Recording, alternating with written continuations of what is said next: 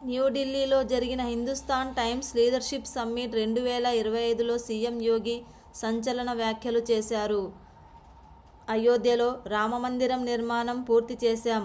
మేం ప్రతి ప్రాంతంలో ఉంటాం. ఇక మా దృష్టి కాశీ విశ్వనాథ ఆలయం, మధుర మీనాక్షి ఆలయ నిర్మాణమే అన్నారు.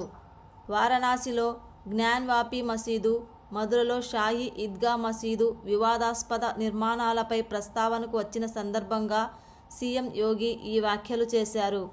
అయోధ్యతో బాస్ జంకీ హై, కాశీ మధుర అభి బాకీ హై అనే నినాదాన్ని గుర్తు చేశారు.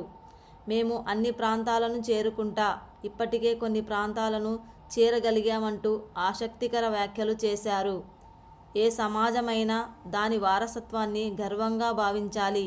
ఆ దిశగా ప్రయత్నాలు ప్రారంభించాలి. గౌరవ సుప్రీంకోర్టు ముందు వాస్తవాలను, ఆధారాలను పెట్టాం.